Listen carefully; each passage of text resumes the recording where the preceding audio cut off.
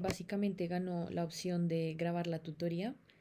Entonces, pues nada, vengo acá para presentarles la tutoría de búsqueda de atención médica inmediata. Sin embargo, sepan que, pues o sea, digamos, este es el cuarto componente que comprende identificación de signos de alarma, recomendaciones del personal de salud y atención a la mujer gestante. Sin embargo, vamos a ver estos dos temas que son de otros componentes, que son estimulación y afecto, que es del componente de crecimiento y desarrollo, y saneamiento básico, malaria y dengue, que es del componente de prevención de enfermedades. Entonces, primero tenemos identificación de signos de alarma, estos más o menos ya los vimos. En embarazadas vamos a tener lo que es la presión arterial alta, que pues ustedes saben que se relaciona con preeclampsia o eclampsia. Presencia de contracciones, pues digamos en momentos en que, tanto en momento que no esté la mamá como a término, o sea, desde las 37 semanas, como que sí lo esté, pues porque claramente apenas ella empieza a sentir contracciones, lo ideal es que pues salga corriendo al hospital para poder tener pues un parto atendido. La palidez extrema, la hinchazón en cara, manos y o piernas, esto digamos lo que yo les decía en las tutorías, tiene que ser pues ya muy extremo, porque digamos en las piernas es normal que ellas tengan edema por como el peso adicional que tienen que cargar y porque el crecimiento del útero va a digamos que dificultar un poco el retorno venoso. Entonces, pues digamos que ya hay un punto de edema en miembros inferiores que se considera normal, sin embargo, en las manos y en la cara es importante estar pendiente porque también puede ser un signo de eclampsia. La hemorragia vaginal, por supuesto, puede ser indicador de placenta previa o aborto espontáneo. Y la disminución o ausencia de movimientos fetales, que ustedes saben que el feto se va a empezar a mover alrededor de la semana 18 y 22 de gestación. En el recién nacido, que esté letárgico e inconsciente, que no se vea bien, que convulsione, tiemble o se mueva menos de lo normal, que no pueda lactar, que vomita todo lo que coma, que tenga hipotermia o fiebre, que esté pálido, la presencia de sibilancias, que eso pues básicamente es un sonido que es como un silbido que se produce cuando el niño respira, la sangre en las heces, que ya saben que es disentería, la fontanela hundida o abombada, que puede ser signo de deshidratación, y la secreción purulenta por ojos, oídos u ombligo, que pues claramente sería indicador de una infección. En los menores de 2 meses tenemos básicamente que no pueda lactar, que no se vea bien, que tenga dificultad respiratoria, es decir, se manifieste ya con tirajes intercostales, uso de músculos accesorios para la respiración, importantísimo los tirajes subclaviculares y supraesternales, eso ya es indicador de que el niño tiene una dificultad respiratoria muy avanzada. Sangre en las heces o disentería, fiebre o hipotermia y vómito persistente. En el niño enfermo del oído, los signos de alarma como tal van a ser el dolor intenso que no se da tratamiento, la supuración por el oído y una masa dolorosa detrás de la oreja que ya puede pasar a ser una mastoiditis. En la materna postparto, la dificultad respiratoria, no solo por ella, sino también por el bebé, digamos que si la mamá contrae una infección respiratoria y pues lacta a su hijo y pasa tiempo con su hijo recién nacido, pues es de riesgo.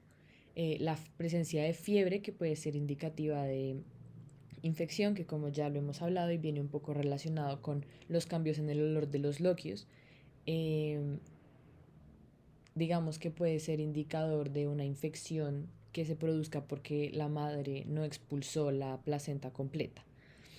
Signos de mastitis, que es todo esto de congestión en los senos, que ya vea que tiene como masas, que le sale pus o cosas de ese estilo, que sienta el seno afiebrado, perdón, edema de miembros inferiores y dolor abdominal abrupto y sin mejoría en ninguna posición. Digamos que es normal hasta cierto punto que la mamá, en especial si fue un parto por cesárea, sienta dolor abdominal, pero pues también hay que estar muy pendientes de eso.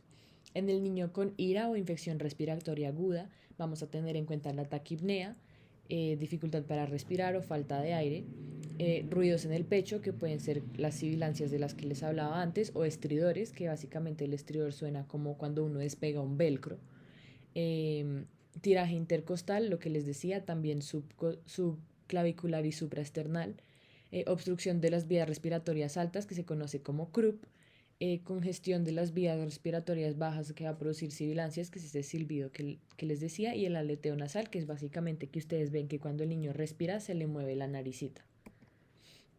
En el niño con enfermedad diarreica aguda, los signos de alarma van a ser ojos hundidos, fontanela hundida o embombada, boca seca o pues que tenga mucha sed, el signo de turgencia positivo, llanto sin lágrimas, que recuerden que el llanto sin lágrimas es menor en los niños menores de 3 meses, pero ya pues más grandecitos, el llanto sin lágrimas y al igual que todas estas otros signos son indicativos de deshidratación.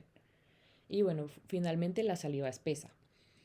Y en cuanto al niño con fiebre, tenemos que pues el niño tenga una fiebre de 5 días que no sea con el tratamiento, bien sea tratamiento como acetaminofén, ibuprofeno o digamos el manejo en casa. Rigidez nucal, que ustedes saben que nos habla mucho de meningitis.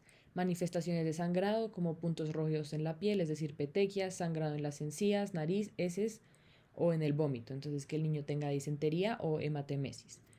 Un brote generalizado en la piel, que sea como manchas en la cara, en el cuello, por todo el cuerpo, acompañados de tos o enrojecimiento de los ojos. Digamos que esto lo van a ver más en IEP clínico, pero pues puede ser indicativo de una enfermedad de quintas, de sarampión, de varicela, viruela. Entonces hay que estar muy pendiente de que si el niño con fiebre tiene como alguna manifestación dermatológica.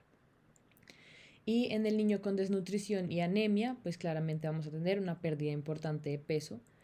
Digamos que aquí no se incluye tanto el involuntario porque pues un niño nunca quiere perder peso, a menos de que sea obeso y pues lo metan a un tratamiento. Pero si un niño pierde peso, por lo general es involuntario y hay que estar muy pendientes de eso.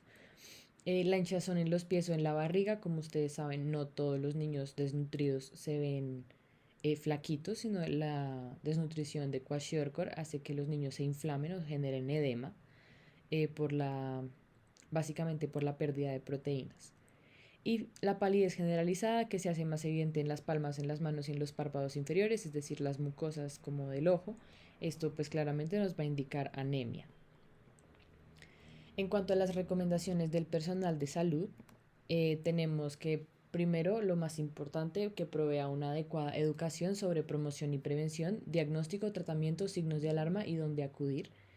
Que siempre retroalimente lo que entendió el individuo, familia y comunidad, es decir, ustedes no pueden simplemente darle un montón de órdenes a los padres o en general a la comunidad sin preguntarle como, bueno, ¿qué entendió? Explíqueme cómo lo va a hacer, tal. Entonces, digamos, le dicen a la mamá que llega con su hijo con fiebre, entonces usted va a bañar al niño, primero los piecitos, de últimas la cabeza, tal, le explica todo y al final le dice, bueno, entonces explíqueme cómo va a lavar al niño, cómo lo va a bañar, qué pañitos le va a poner, todo. Dar el tratamiento completo, esto es sumamente importante, no vamos a dejar ningún tratamiento a medias. Enseñarle al personal de salud, perdón, que le enseñe a los padres a nunca automedicarse o dar tratamiento sin previa consulta médica. Entonces, este ejemplo que les he dado del típico caso del niño que tenía rinitis o rinofaringitis, la mamá lo llevó a la droguería y le dijo a la señora de la droguería que el niño estaba mal, y entonces la señora de la droguería le dio amoxicilina. Pues no, siempre hay que ir al médico y realmente cerciorarse de que las indicaciones farmacológicas son dadas por un médico y no por alguien más o porque la vecina me dijo y bla.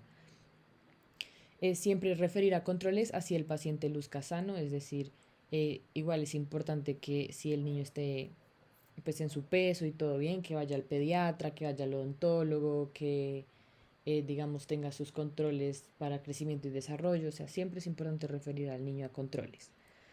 Y finalmente enseñarle a los padres que siempre hay que llevar los documentos de identificación y el carnet de vacunación del niño para que nosotros como médicos y en general el personal de salud sepa más o menos en qué estado está. Digamos, esto es importante, digamos, lo del carnet de vacunación, porque en el caso de que se presente, no sé, un niño que tenga diarrea y ustedes ven que en el esquema de vacunación él no tiene la vacuna contra el rotavirus, pues ya se pueden hacer una idea de cuál es el posible patógeno.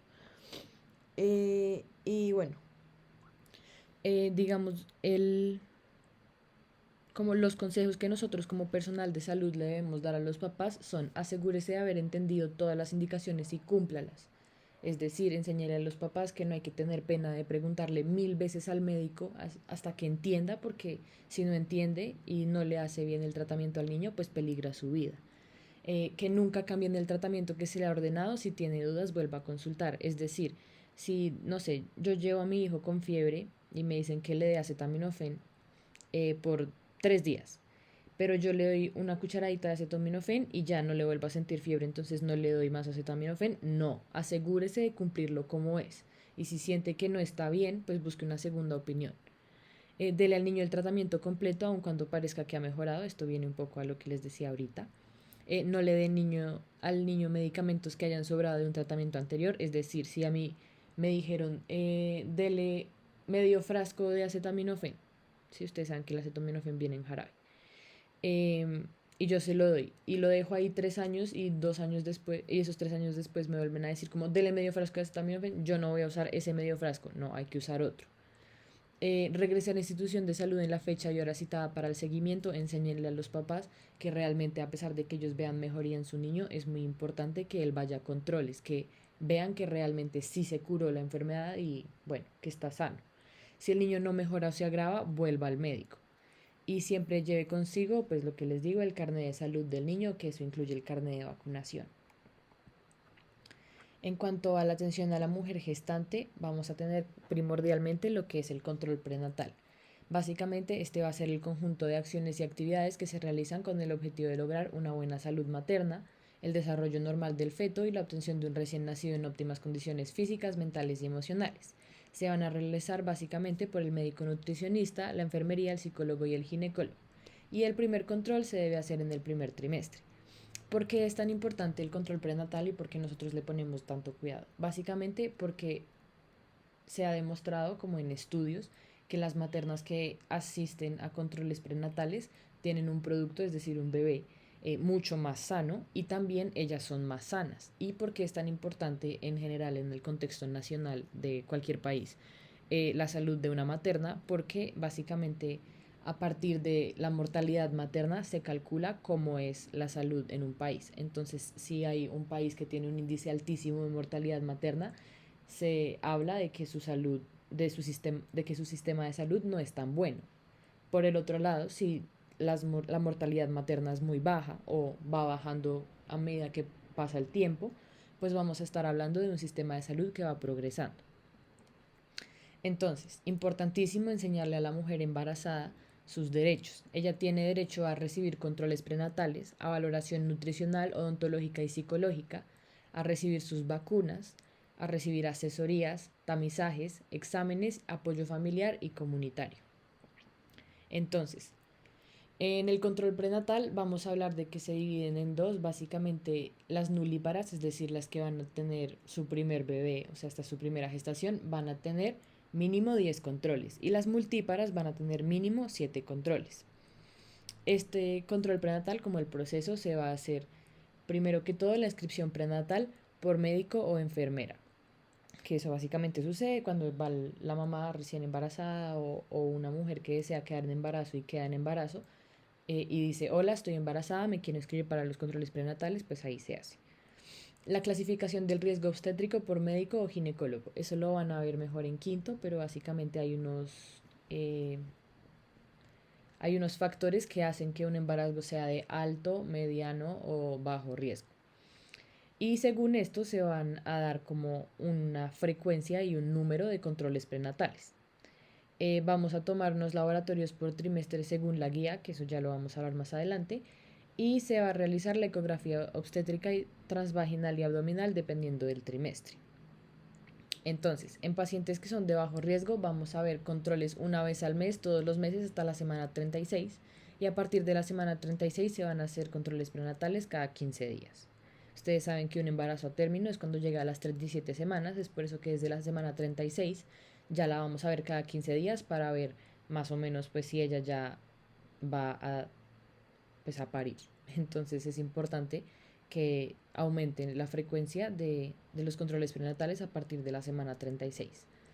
Eh, en los pacientes, digamos en las embarazadas que son de alto riesgo, se va a tener un control cada 15 días durante su embarazo.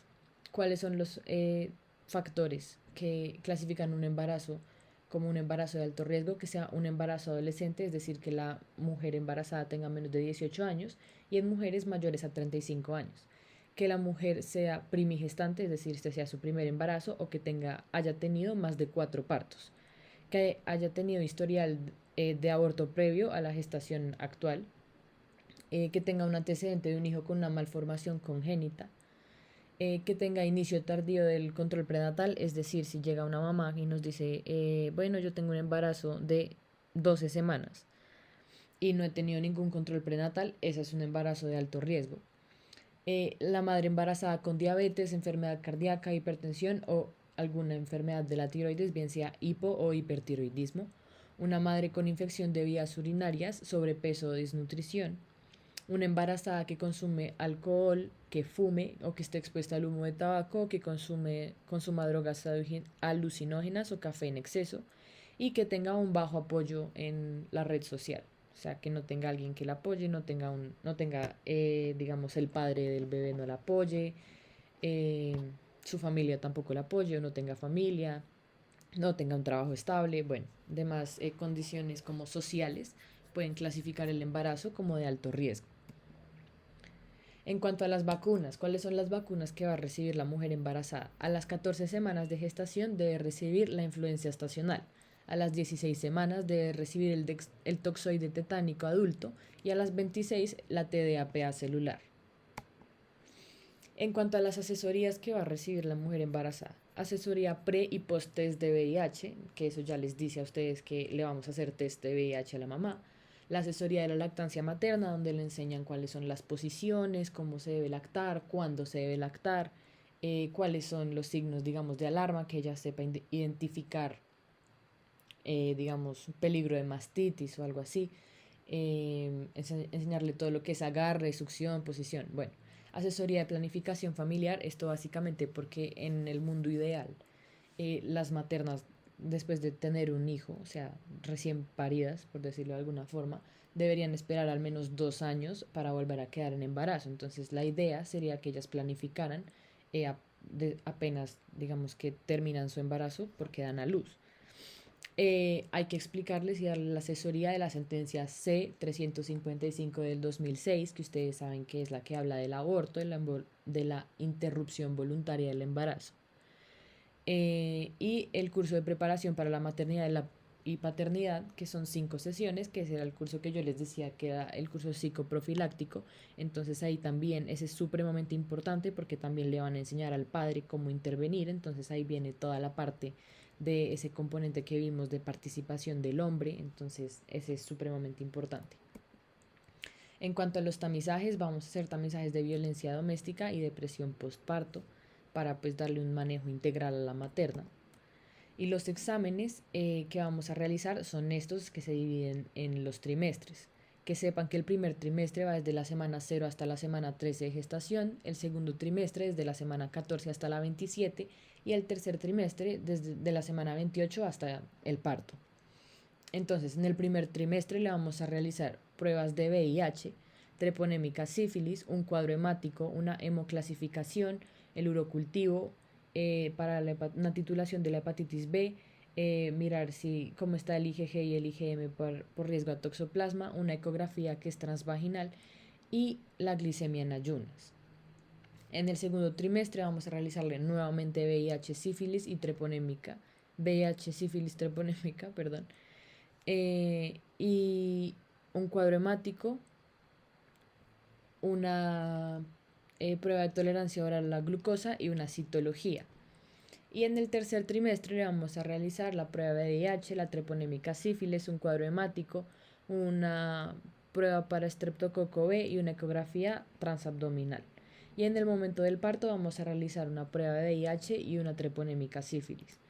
Súper importantes, digamos, porque repetimos tanto la del VIH y el sífilis, porque ustedes saben que una de las vías de transmisión de estas enfermedades puede ser madre e hijo. Entonces, pues claramente queremos tratar a la mamá para que no se complique, pero también queremos darle tratamiento oportuno para que el bebé no vaya a nacer, digamos, con VIH o con sífilis.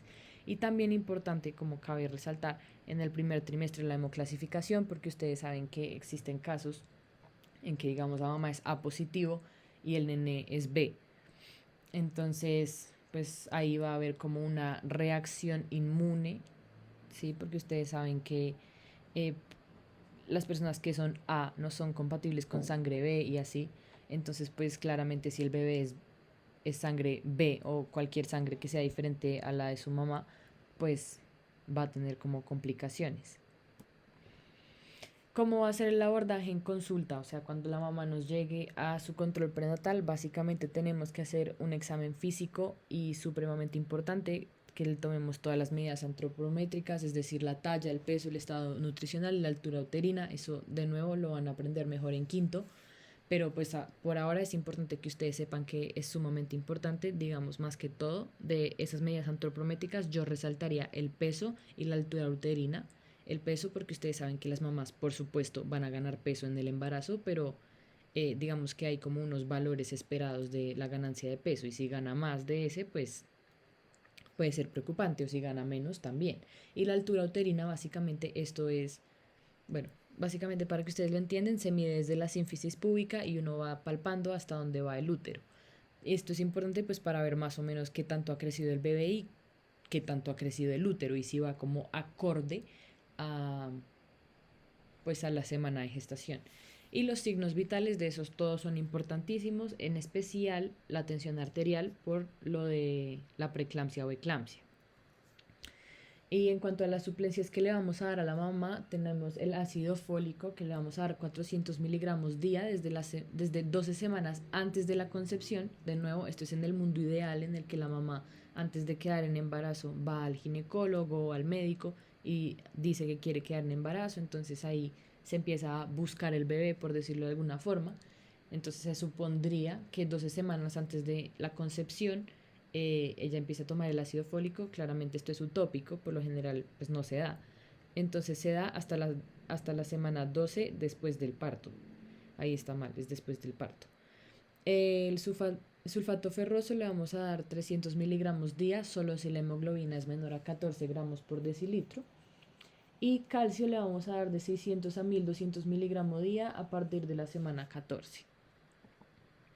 Entonces, las complicaciones que podemos nosotros identificar en, en el control prenatal, la hipertensión arterial asociada a embarazo, que es cuando la presión arterial está por encima de 140-90 milímetros de mercurio, que nos va a indicar el riesgo de preeclampsia siempre que sea después de la semana 20. Es decir, una mamá que tenga 18 semanas no puede ser diagnosticada con preeclampsia. Ojo a eso.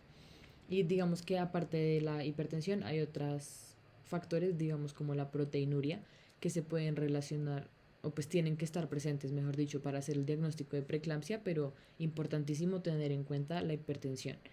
Pues la presencia de convulsiones, alteraciones en el riñón, dolor de cabeza, edema en manos, pies, epigastralgia, proteinuria, fosfenos, disminución del crecimiento del bebé, parto prematuro y mortalidad. En cuanto a ruptura de membranas, prema, ruptura prematura de membranas, básicamente como su nombre lo dice, es que digamos que la mamá rompe fuente antes de lo esperado, entonces es la salida del líquido amniótico antes del inicio del parto por infecciones vaginales o de la vía urinaria o que haya una sobredistensión de la bolsa amniótica, entonces haya mucho líquido y por decirlo así eso se totee y empiece a salir el líquido. Y finalmente la hemorragia vaginal, que ustedes saben que es indicativo de amenaza de aborto, desprendimiento de la placenta o placenta de inserción baja o lo que se conoce más bien como placenta previa. ¿Qué cambios van a tener las maternas durante el embarazo? Básicamente van a tener un aumento de la flexibilidad, van a tener clasma, que es como hiperpigmentación del rostro, obviamente la aparición de estrías, eritema palmar, la línea alba, que es como una línea que se genera del ombligo a la sínfisis púbica, el aumento del tamaño de los senos y el útero, acidez, indigestión y reflujo, aumento de la volemia, eso es HBI, es hipertrofia ventricular izquierda, perdón, elevación del diafragma y aumento del volumen inspiratorio. Ok, entonces, en el parto, ¿cuándo va a iniciar? Básicamente inicia cuando hay contracciones regulares, que son más de 3 en 10 minutos, siendo una contracción como descrita como el peor cólico que la mujer ha sentido en su vida multiplicado por 10. O sea, realmente es un dolor intenso. Básicamente viene desde la espalda hacia el útero. Y es súper importante esto de la frecuencia, que sean más de 3 en 10 minutos y duren más de 4 segundos, porque hay unas contracciones falsas o de Braxton Hicks que se dan, digamos, como a modo de ensayo, como que el cuerpo ensaya para como tal el parto, pero el parto no inicia hasta que las contracciones se presentan con estas características. Entonces, bueno, aquí estaba. Las contracciones de Braxton Hicks van a ser irregulares, se van a aliviar con la caminata, el descanso o el cambio de posición, son leves, aumentan y disminuyen, no son constantes, solo se sienten al frente, mientras que las reales vienen desde la columna hacia la barriga, lo que les decía. Entonces, importante, las contracciones reales o pues de parto son regulares, no se alivian con caminata, con pararse, con sentarse, con nada. Son durísimas, duelen muchísimo y solo aumentan. O sea, no aumentan ni disminuyen, no, solo aumentan. Cada vez es peor. Y se sienten desde la columna hacia la barriga. También importante, al momento del parto vamos a tener en cuenta como dos cualidades del cuello uterino, que son el borramiento y la dilatación. Entonces, básicamente la dilatación es, pues eso se siente en el tacto vaginal igual que el borramiento, pero básicamente nosotros vamos a sentir que el cuello uterino se abre, o sea, da el espacio como para que la cabeza del bebé quepa. Y entonces como a modo horizontal y llega hasta los 10 centímetros o pues sí, es lo esperado para que la mamá empiece a pujar. Y el borramiento es como vertical, es decir, como que el cuello uterino se hace más delgado y se esperaría que llegue al 100% del borramiento para que la mamá empiece a pujar. Entonces, ¿qué momentos van a haber? Tenemos el puerperio, que es este periodo postparto tras la expulsión de la placenta y dura hasta los 40 días después del parto. Los loquios, que son este sangrado remanente de la placenta, lo que ya les hablé, y coincide con la involución uterina. La involución uterina es pues que el útero vuelve como a su tamaño, porque claramente no vuelve automáticamente apenas sale el niño, no, eso es pues un proceso. Y los entuertos son las contracciones que buscan eliminar los remanentes de la placenta, es decir, la mamá tiene su parto, puja, puja, puja, sale el bebé, y ella tiene que seguir pujando para que salga la placenta y va a seguir sintiendo contracciones que van a ser los entuertos. Entonces, ¿qué podemos esperar en los loquios? Básicamente que vayan disminuyendo de como de intensidad, primero como de cantidad de sangre y también que el color se vaya volviendo más blanco. Entonces, primero van a ser rubra o rojos cruentos. Se van a presentar los primeros 3 días y son sangre fresca y decidua necrótica, pues es como ya el remanente, lo último que queda de la placenta. Los serosos va a disminuir el contenido sanguíneo y van a volverse más pálidos y van a presentarse alrededor del día 4 al 10 posparto. Y los alba, que son blancos amarillentos debido al bajo contenido de líquido y gran número de leucocitos, y básicamente se espera que pues vayan desapareciendo y ya la madre recupere su flujo vaginal normal. Entonces, importante, esto es súper importante, estimular los pezones en el trabajo de parto y después. ¿Por qué? Porque la estimulación de los pezones libera oxitocina y la oxitocina nos va a ayudar a la involución uterina y también como en general a la contracción, como a que se dé, que el útero se contraiga y pueda ayudar a sacar el niño, digamos, en el momento del trabajo de parto. Y también importante pues la oxitocina, ustedes saben, la hormona del contacto, la hormona del amor, del abrazo, entonces pues también es importante que la mamá tenga la oxitocina como elevada al momento de que le pasemos al niño para que exista ese vínculo madre-hijo. Importantísimo nunca estimular los pezones durante el embarazo. Digamos que las madres pueden tener relaciones sexuales durante el embarazo. No hay como ninguna contraindicación a menos de que ya esté como a término, o sea, en la semana 37. Mientras que en las relaciones sexuales no le toquen los pezones, porque lo que les digo, esto puede básicamente hacer que la mamá tenga el parto. Entonces, sin estimulación de los pezones. Ya para pasar a hablar de la estimulación y afecto, vamos a hablar de que siempre hay que promover el desarrollo mental y social del niño, respondiendo a su necesidad de atención, procure estimularlos mediante la conversación, juegos y otras interacciones físicas y emocionales apropiadas para su edad. Digamos que esto es muy importante porque por lo general nosotros dejamos de lado como la parte social, por decirlo así, y es sumamente importante pues en especial para el desarrollo de un niño. Entonces, ¿qué es la estimulación? Es el conjunto de acciones que se proporcionan a un niño sano en sus primeros años de vida y son como las experiencias que él necesita para desarrollarse al máximo en cuanto a sus potencialidades físicas, sociales, mentales y emocionales. ¿Y cuál es su importancia? Pues la infancia es un momento del desarrollo supremamente significativo. Básicamente, no sé si pues ustedes tengan como algún ejemplo de eso en su mente, pero hay cosas que le pasan a uno de infancia y nunca puede olvidar. Entonces, como los traumas, no sé. Pero pues digamos que así como es un momento crucial en el que se puede afectar una persona hacia lo malo, también hacia lo bueno. Entonces, si nosotros promovemos como el buen desarrollo del niño, eh, pues se va a desarrollar de la manera correcta y de la mejor forma posible en todas sus potencialidades, por decirlo así. En los primeros 2 años es importante saber que el cerebro va a triplicar su tamaño.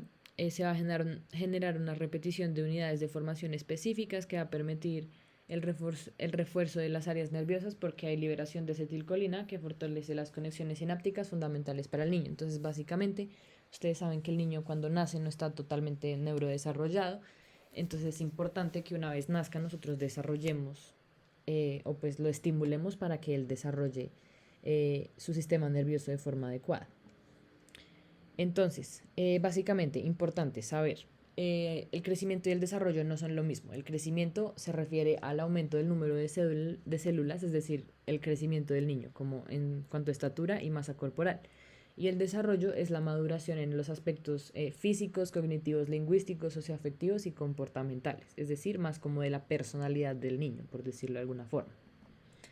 Entonces, ¿cuál va a ser el rol de los padres? Uy, esa diapositiva quedó como fea. Bueno, básicamente estimularlos mediante la conversación y los juegos, pasar tiempo con sus hijos, hablarles, escucharlos, jugar con ellos, porque la estimulación adecuada, lo que les digo, va a ayudar a desarrollar su inteligencia y igual les va a dar seguridad. También ayudarlos a crecer en talla y peso de forma regular, porque pues digamos que también va el desarrollo físico va muy ligado al desarrollo como neurológico. Hacer actividades con el bebé, lo que les digo, hablarle, reírse, abrazarlo, mostrarlo cariño. Eso es supremamente importante. Digamos que obviamente inicialmente cuando uno le habla a un bebé, pues el bebé no entiende lo que usted le está diciendo. Pero si usted se lo dice de una manera bonita, él pues va a quedarse con ese sentimiento. Entonces es muy importante. Los bebés son como muy sensibles a esto. Los momentos muy importantes o especiales para el niño, como para fortalecer este vínculo entre padres e hijos, es en el momento en el que el niño se lacta o come, en el momento en que le cambian el pañal y el momento de irse a dormir. Entonces por eso viene todo lo de que léale un cuento al niño para que se duerma, o cuando lo lacta le canta, cuando le cambia el pañal hágale juegos, o sea, sí, como toda la parte tierna, por decirlo así, del rol del padre.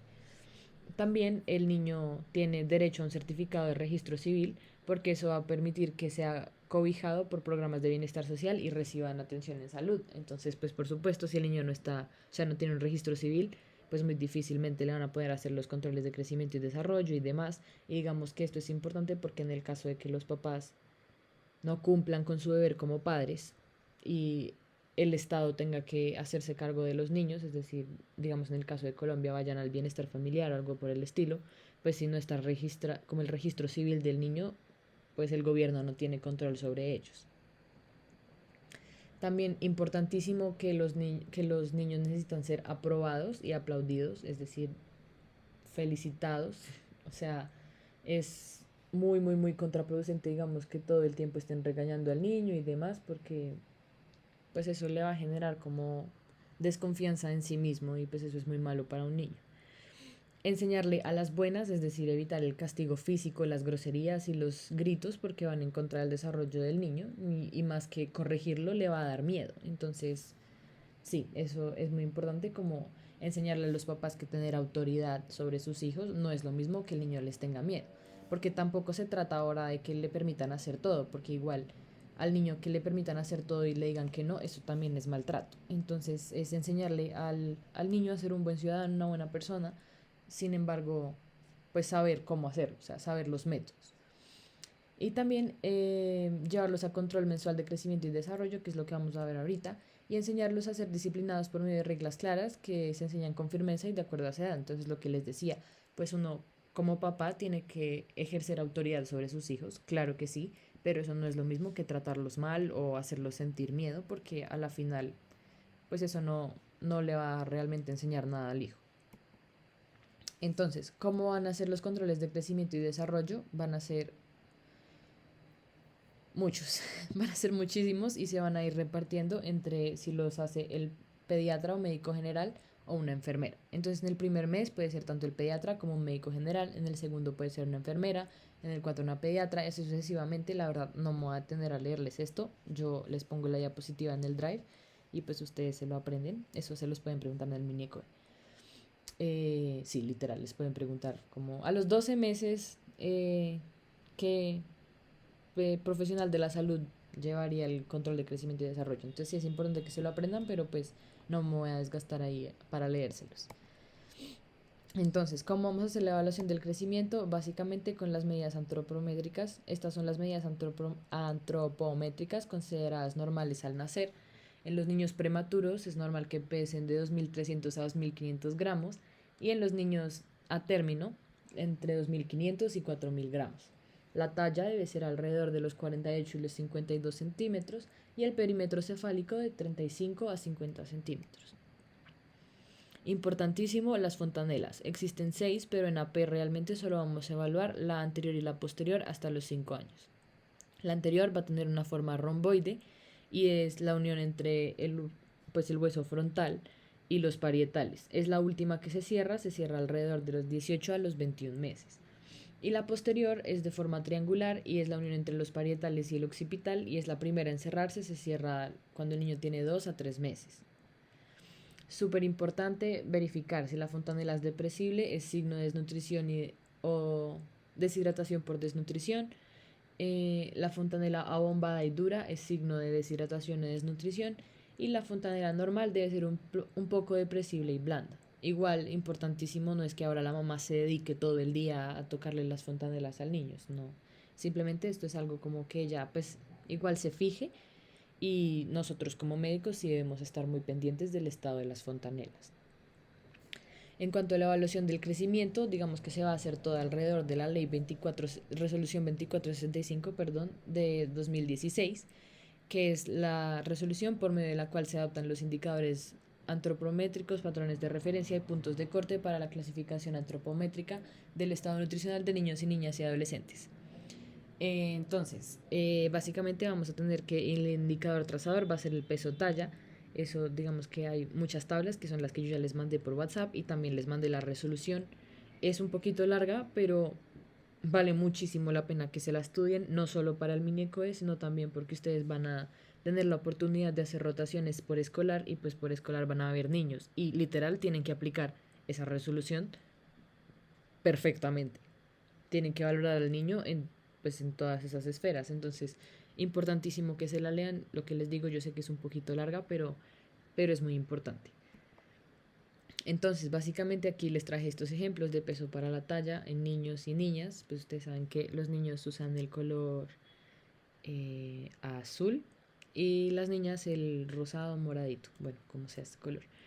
Y básicamente, dependiendo de la desviación estándar en la que se encuentren, nosotros le vamos a asignar pues un diagnóstico, por decirlo así.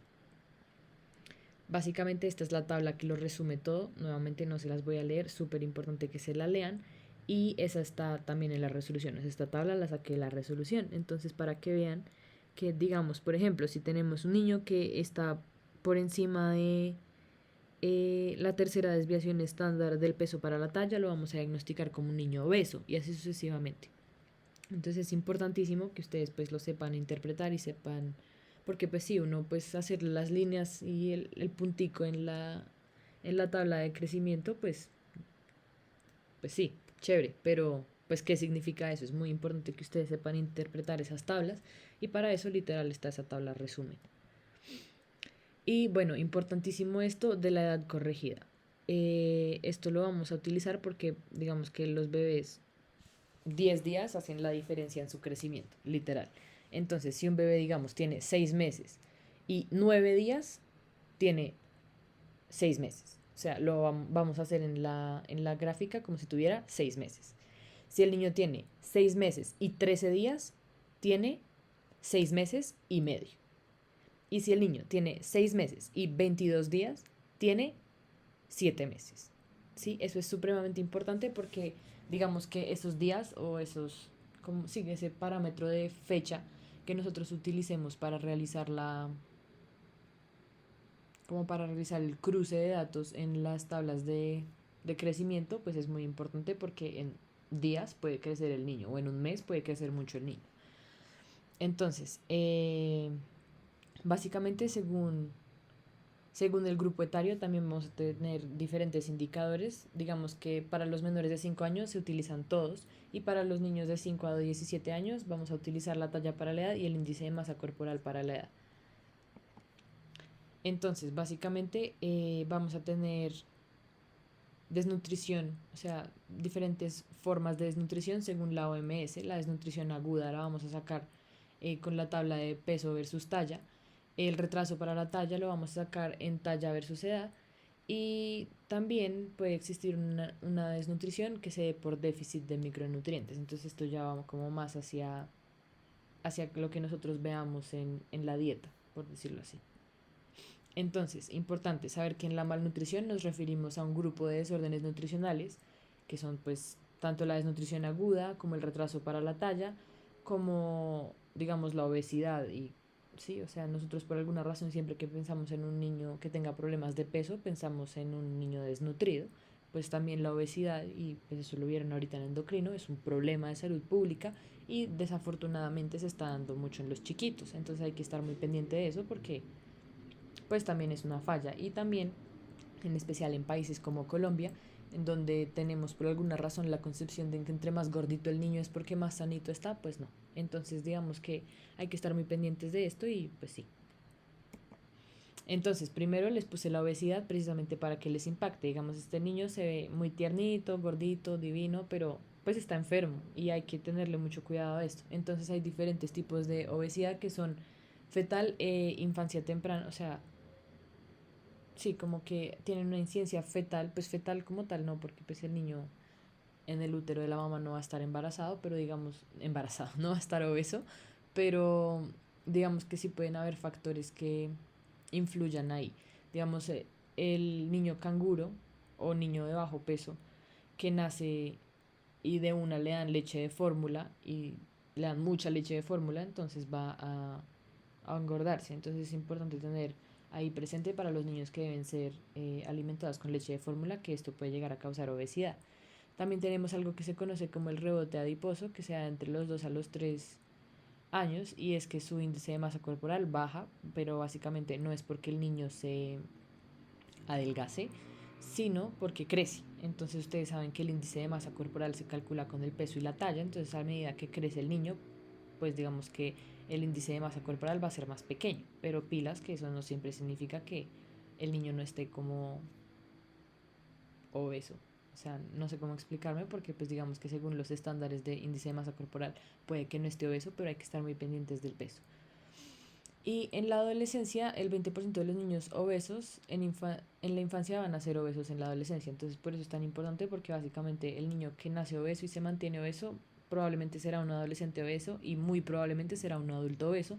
Y nuevamente, esto ya ustedes vieron todas las implicaciones que tiene la obesidad y los grandes riesgos que tiene ser un paciente obeso. Entonces, pues es importante ponerle cuidado.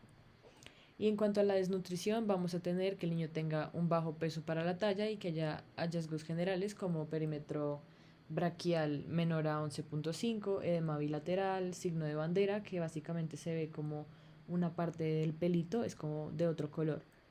Retraso en el desarrollo, adinamia, apatía, irritabilidad y atrofia de las faneras.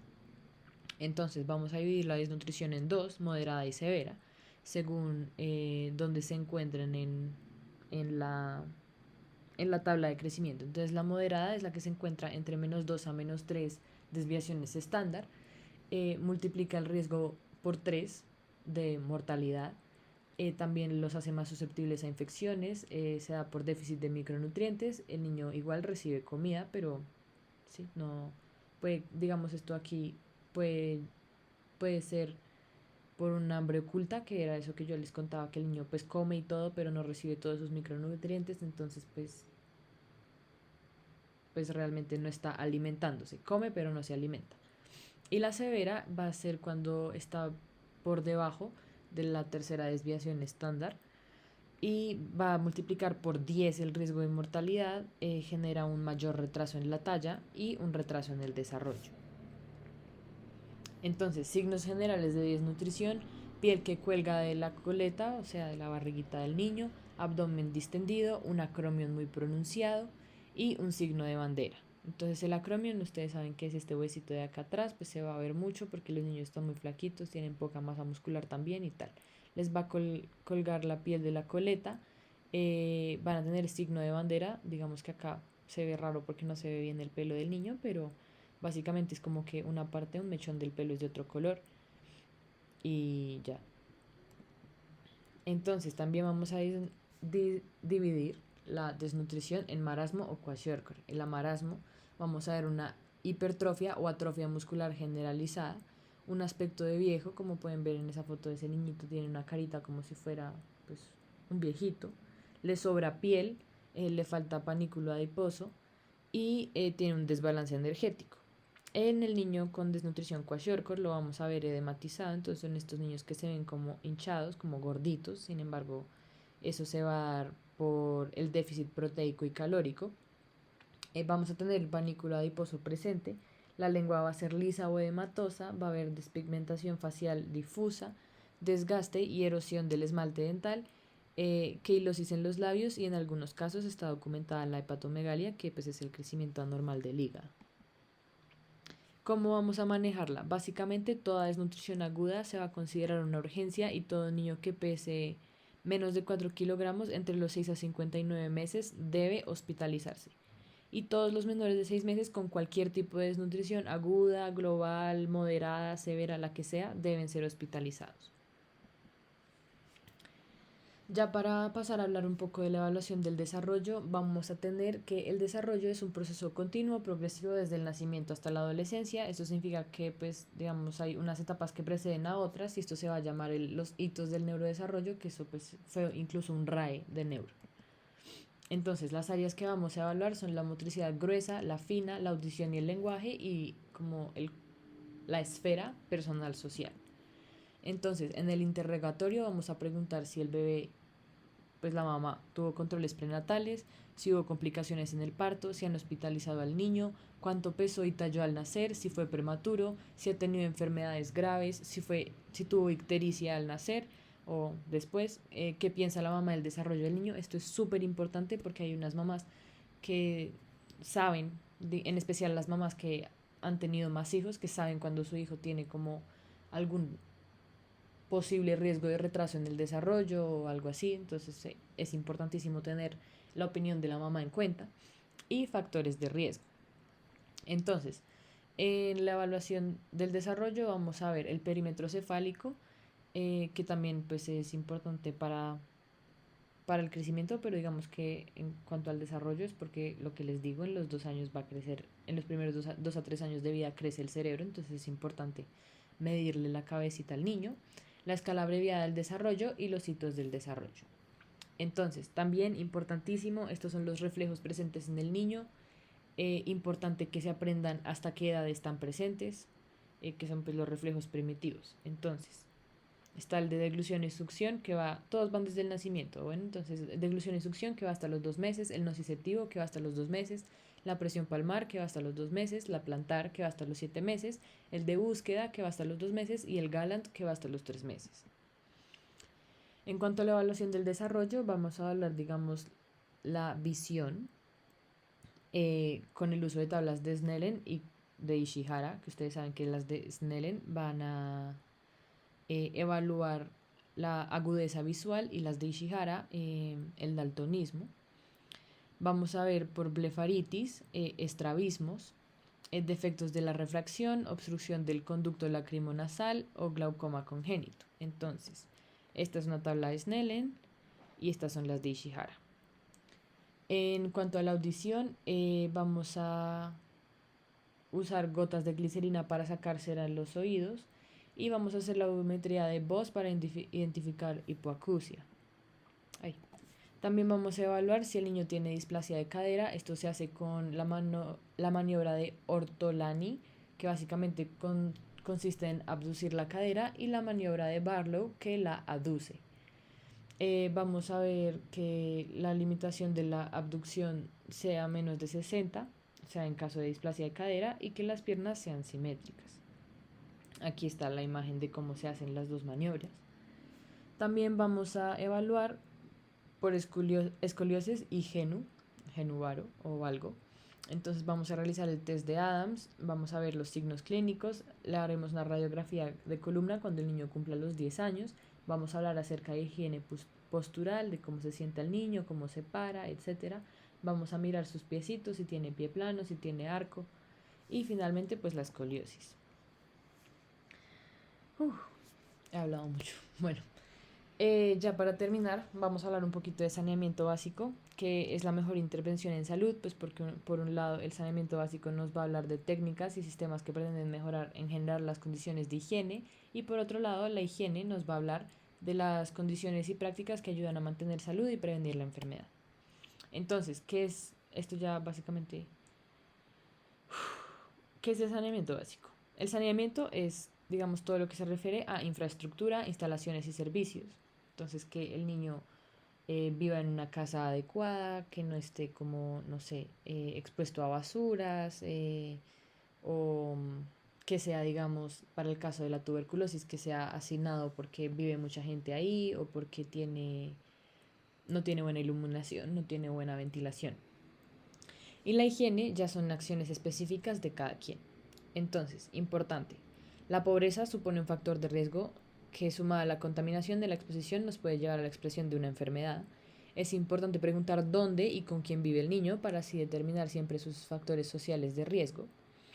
Y siempre hay que educar a los padres acerca de las medidas de saneamiento básico para la prevención de enfermedades, que son, digamos, el consumo de agua que se sepa que es potable, la comida que la laven, el lavado de manos antes de comer, el lavado de manos en general, y pues la higiene general como del hogar, entonces que esté limpio, que digamos procurar mantener los pisos limpios. Ustedes saben que los niños gatean y después se meten las manos a la boca, entonces importante como que procurar que los niños estén en un ambiente que esté en general limpio. Entonces, ya enfocándonos un poco hacia lo que es la malaria, ustedes saben que es una enfermedad parasitaria que es transmitida por la picadura de un mosquito anófeles y es causada por dos tipos de parásitos que pueden ser el vivax y el falciparum. Pues realmente hay otro, pero estos son los más importantes en Colombia. ¿Cuáles son los factores de riesgo para la malaria? Vivir en un lugar que tenga una temperatura superior a los 25 grados centígrados y una humedad relativa superior a al 70%.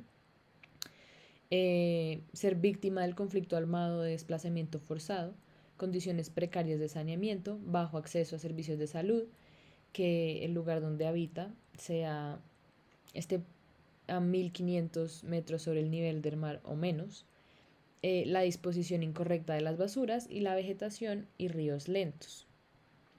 Entonces, ¿cuál va a ser el periodo de incubación de los diferentes parásitos? Entonces, en el vivax va a ser de 12 a 18 días tras exposición y en el falciparum de 9 a 14 días tras exposición. Importantísimo, esto puede salir en el mini ECOE, también es importante para la vida, la tríada de la malaria: fiebre cíclica, temblores y diaforesis profusa. Importantísimo. Las medidas preventivas van a ser el uso de toldillo con insecticida, el drenaje, relleno y limpieza de la vegetación, el uso de repelentes, lavado de manos y disposición correcta de las basuras. Importantísimo, al igual que la tuberculosis, la malaria es de reporte obligatorio. Siempre que haya un caso de malaria, sea en niño, adulto, lo que sea, siempre se reporta al Civigil. ¿Cómo vamos a hacer el diagnóstico? Digamos que hay dos tipos: el epidemiológico y el sintomático y clínico. El epidemiológico, vamos a hablar de todas las condiciones de vivienda, que el niño viva en un lugar endémico, o antecedentes de exposición 15 días antes, que haya viajado a un lugar que se sabe endémico. Sintomático y clínico, vamos a hablar de un cuadro clínico clásico, es decir, que presente la triada: antecedentes de tratamiento antimalárico un mes antes, y un frotis de gota gruesa y un frotis de gota fina en el que veamos pues el parásito. En el tratamiento se divide en el de la malaria no complicada y el de la complicada. Esto depende básicamente del conteo de parásitos por litro. Entonces, si tiene menos de 50.000 unidades por litro, le vamos a dar amodiaquina o cloroquina, sulfadoxina o pirimetamina, perdón, o primaquina. Y si es una malaria complicada, es decir, de más de 50.000 unidades por litro del parásito, vamos a dar quinina de clorhidrato, sulfadoxina, irimetamina o primaquina. Digamos que la más importante es la cloroquina. En cuanto al dengue, esta va a ser una enfermedad viral, sistémica, dinámica, endémica y epidémica que va a ser transmitida también por el zancudo Aedes aegypti y va a ser causada por estas 4 variaciones del virus que son el DENV 1, 2, 3 y 4. Los factores de riesgo para el dengue son vivir en una zona endémica a 2.200 metros sobre el nivel del mar y tanques de agua estancada porque sirven como criadero dentro del hogar. Los periodos de incubación van a ser de 4 a 21 días y luego inicia abruptamente la enfermedad en 3 fases que van a ser la febril, que consta de 2 a 4 días, es de fiebre continua. La crítica, que es de 24 a 48 horas, que inicia cuando la temperatura desciende, lo que va a coincidir con la extravasación del plasma. Y la tercera, que es la recuperación, en la que va a haber una reabsorción gradual del líquido extravasado. Las medidas preventivas que vamos a utilizar son evitar el estancamiento de aguas, el uso de toldillos, fumigaciones, lavado de manos, uso de repelentes, tapar tanques y sustituir con tierra o arena las aguas de los floreros, es decir, evitar a toda costa el estancamiento de aguas. Limpiar las paredes internas de los recipientes con un cepillo una vez por semana, es decir, pues, o sea, como de donde se come o de donde se tiene agua posada. Evitar la acumulación de recipientes que puedan acumular agua. Nuevamente, al igual que la malaria, al igual que la tuberculosis, el dengue es de reporte obligatorio. Siempre, siempre lo reportamos. ¿Cuáles van a ser los síntomas? Cefalea con dolor retroocular. Esto es supremamente importante que se lo sepan y lo recuerden para siempre. Una fiebre continua, que a diferencia de la malaria, acuérdense que la malaria es cíclica. Mialgias y artralgias, la presencia de eritema o rash y odinofagia. Los signos de alarma del dengue son hepatomegalia, malestar estomacal, edema en pies, hemorragia, vómito, cefalea y fiebre. El diagnóstico se hace por medio de hemograma acompañado de ELISA para IgM e IgG. Y el tratamiento básicamente se hace con líquidos, acetaminofén y reposo. Nunca, jamás, jamás a un paciente con dengue le damos AINES. Nunca. Y bueno, básicamente esa era toda la tutoría. Espero que les sirva muchísimo. Cualquier cosa me escriben por WhatsApp o por Instagram, por donde quieran. Y nada, espero que les sirva mucho.